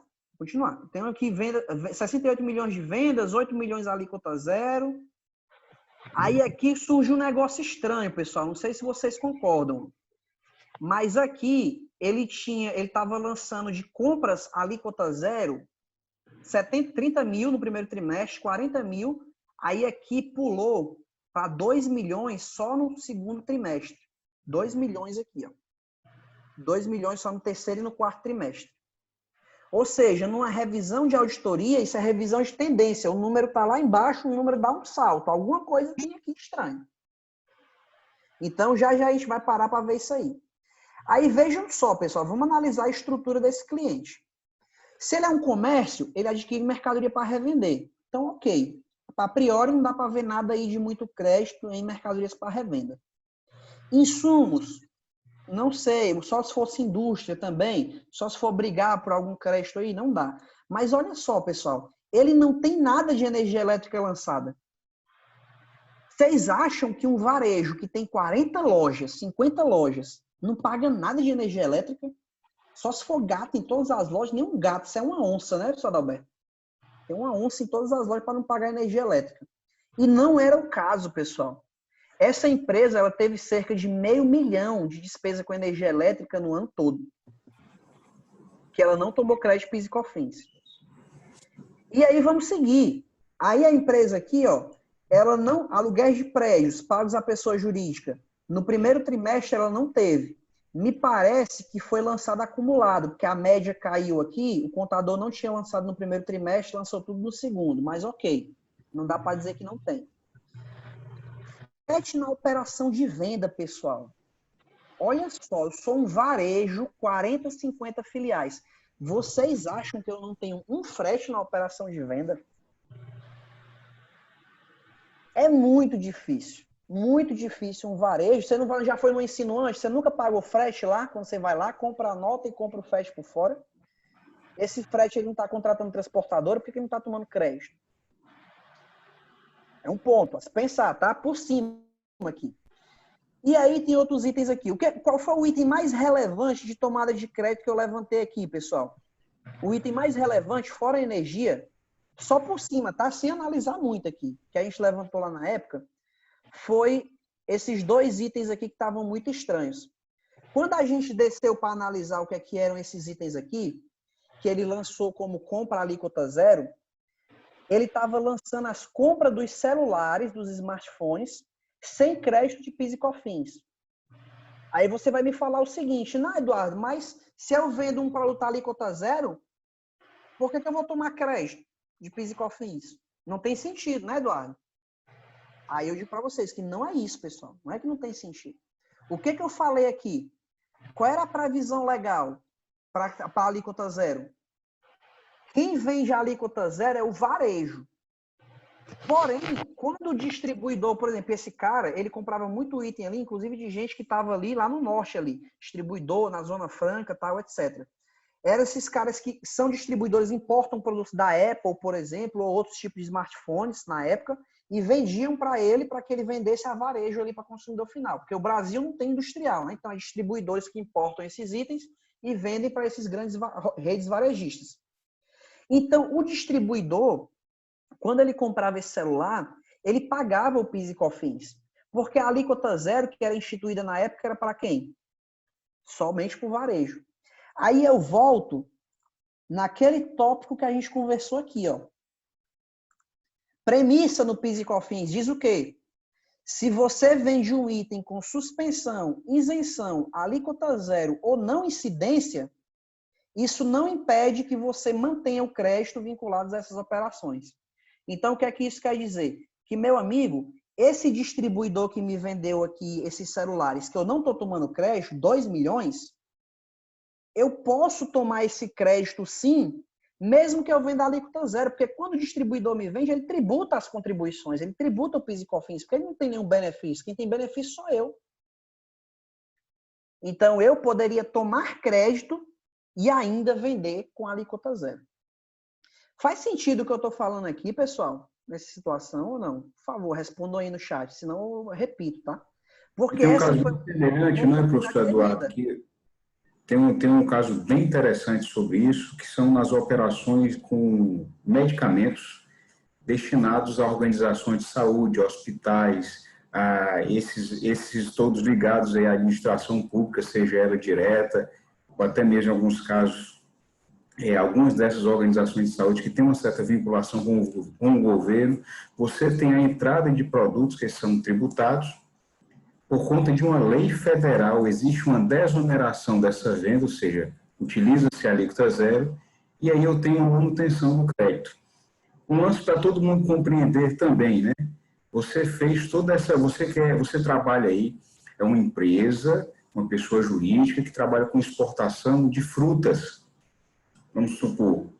Você tem todos os créditos decorrentes daquilo que é utilizado para a preparação dessas frutas, tem energia elétrica, tem tudo isso, e você realiza uma exportação que, por natureza, é exonerado nas contribuições. Esse é um caso típico também de se manter os créditos. E o que é que eu vou fazer com esse crédito? Aí eu lanço aqui para vocês, no chatzinho, uma recomendação de leitura. Instrução Normativa da Receita Federal do Brasil, número 1717. Aí vocês observem lá o que é que ela diz, né? Ela vai falar sobre um negócio chato, rapaz, que é uma coisa que só gente liso faz. É um negócio chamado compensação, né? Essas coisas aí que o povo cobra um certo percentual sobre êxito e depois vai charlar, né? Tem o resultado, quando ofere esse êxito, você vai charlar. Assim como aconteceu com o professor Eduardo, quando ele levantou o crédito dessa empresa. Ele foi fazer o quê? Charlar, ele foi lá em janeiro, charlar, usufruir dos resultados e dos êxitos pertinentes a esse tipo de situação aí. Fique ligado, viu?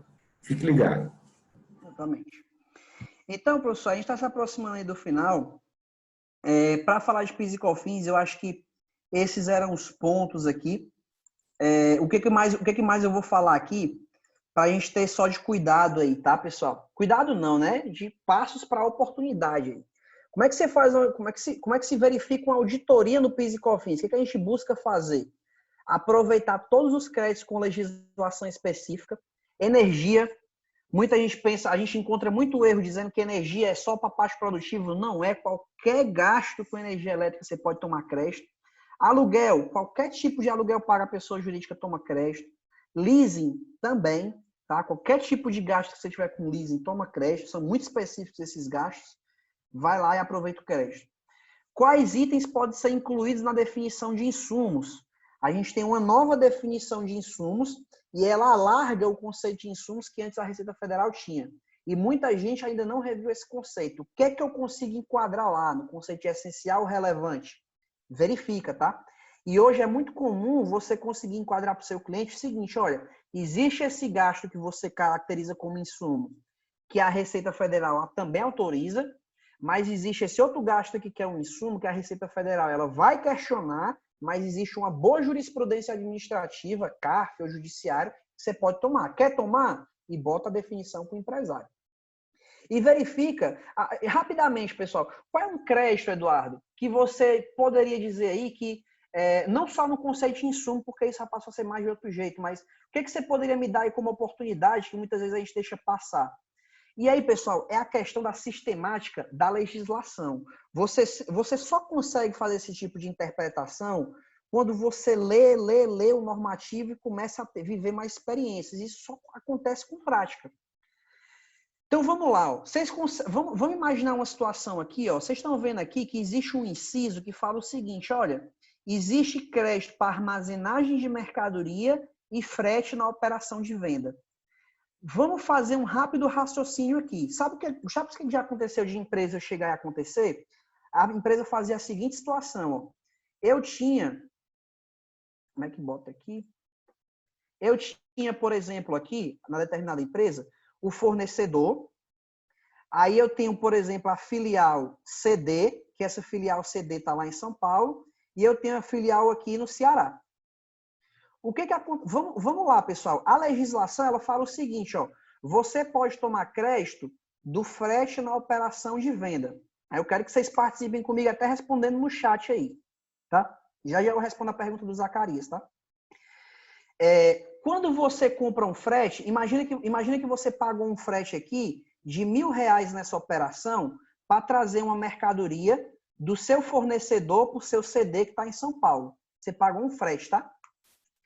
E você pagou um frete também para trazer uma mercadoria do CD para a filial do Ceará. Como é que se deu essa operação? Aconteceu assim, eu tenho a minha filial, eu tenho a minha empresa.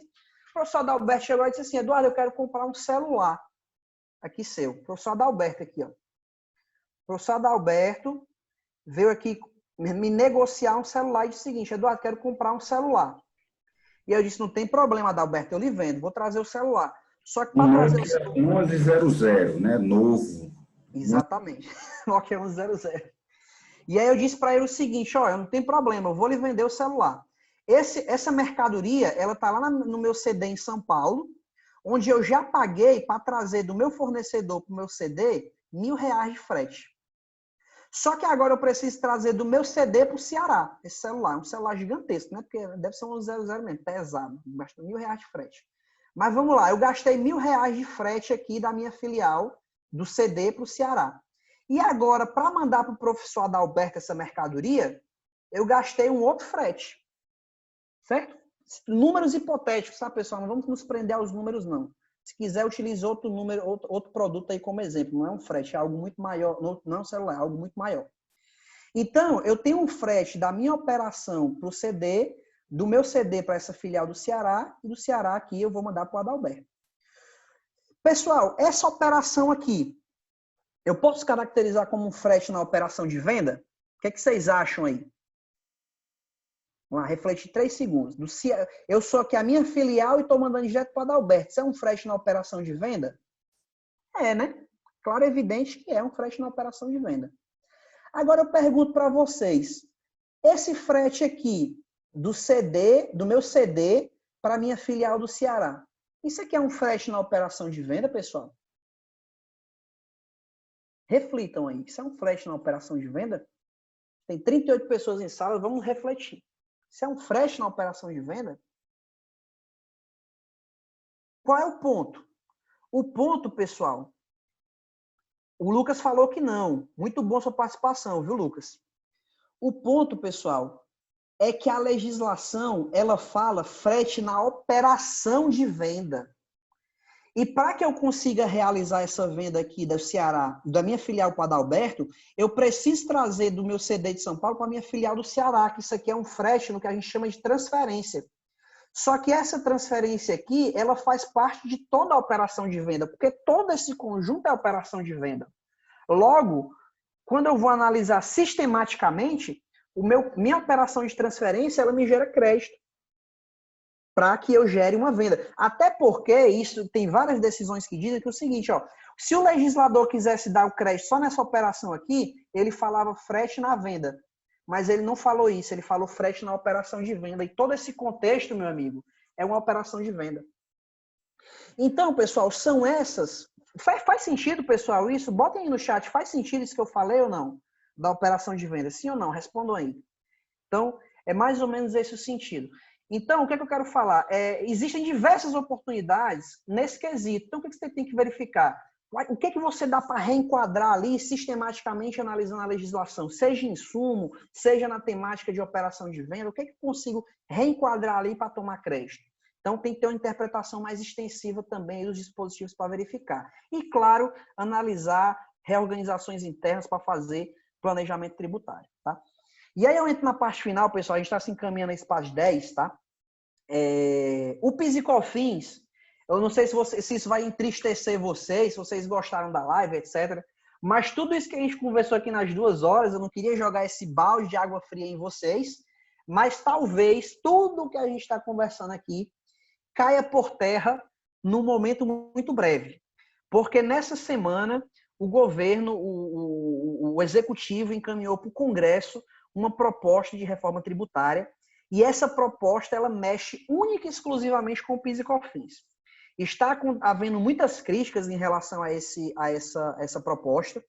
A gente vai falar disso provavelmente em uma outra live, mas principalmente porque as propostas que se pensavam para o Brasil eram propostas que mexessem também no tributo estadual e municipal, que era o ICMS e o ISS, e essa proposta só mexe com PIS e COFINS, e ela muda muita coisa. Tá, pessoal? Muda muita coisa em relação à sistemática que é hoje, aumenta a alíquota, não vai ter mais lista de crédito, enfim, são vários pontos aí que a gente pode conversar em um outro momento, mas que num primeiro momento ela está sendo refletida como uma proposta muito tímida, porque o Brasil ele precisava nesse momento de uma reforma mais estrutural. Nós temos tributos muito complexos e que mereciam uma reforma mais ampla. E o governo, aí, numa tentativa mais tranquila de passar, faz isso só para o PIS e COFINS. Principalmente porque, para mexer com uma reforma que mexe lá no ICMS, no ISS, teria que ser emenda à Constituição. Isso é muito mais traumático do ponto de vista de gasto de energia no governo. E esse é só um projeto de lei, mexe ali só na lei, não mexe na Constituição e pode se alterar. Então, eu trouxe essa informativo, procurem saber. O nome do tributo é a CBS, tá? É Contribuição sobre Bens e Serviços. Vai mudar algumas coisas, o projeto de lei já está circulando aí nos grupos. E a gente aqui, para não comprometer nosso tempo, eu trouxe o informativo, mas a gente vai marcar um momento aí, provavelmente próxima semana, para conversar mais exaustivamente aí 1 hora sobre os principais tópicos dessa CBS e o que é que ela vai trazer. Minha percepção é, várias vezes já se tentou já se tentou reformar o PIS e COFINS e os tributos como um todo, mas eu nunca vi, eu estou há pouco tempo também na área, estou 5, 6 anos de área tributária, mas eu nunca vi um movimento tão forte. E eu que trabalho em Big Four, a gente tá num movimento muito forte de estudar essa reforma, porque a gente realmente acha, não só a gente, o mercado está vendo isso como um forte movimento, de que realmente vai mudar alguma coisa. A gente não sabe se vai ser uma reforma ampla ou essa reforma mais tímida, mas que vai vir algum tipo de reforma, com certeza vai vir, e a gente precisa estar atento, porque isso vai impactar muito os nossos clientes, tá, pessoal? Então, a gente vai, sobre o tema CBS, marcar 1 hora aí, próxima semana, uma live, para a gente conversar só sobre ela e sobre os pontos que estão mudando em relação ao PIS e COFINS. Você quer comentar mais alguma coisa, professor Adalberto, sobre ela? Vou guardar aqui o nosso potencial de discussão, até porque, como vocês sabem, né, eu, quando fisco, e eu motivo, inclusive, as pessoas a fazerem o mesmo, uma vez o fisco cometendo excesso, nós devemos brigar com os dentes, assim como eles também, né, eles, os fiscos, brigam para poder fazer com que o crédito tributário seja alcançado e a obrigação principal ela seja paga, ela seja cumprida, né? No caso é o tributo ser pago. E como sabemos e como eu tenho incentivado, uma vez acontecendo esse excesso, nós devemos batalhar. E o que é que nós estamos vendo sobre esse lance da PEC? Não vou me aprofundar nesse lance da proposta de lei, do projeto de lei, né, uma proposta, que é o seguinte: passaram 1 ano e meio para poder fazer um negócio, tiraram praticamente uma cópia da PEC 45, estão querendo botar a goela abaixo no povo aí, lascando aquele que realiza operações a nível de prestação de serviço. Eu, particularmente, acredito que existirão várias emendas e só não vai existir tanta emenda se os setores que representam essa área de serviço ficarem aí caladinhos. Então, eu prefiro aguardar as cenas dos próximos dias e na próxima quinta-feira, já digo para vocês o primeiro lance, né? Quinta-feira, nós vamos estar aqui falando sobre o projeto de lei. Perfeito.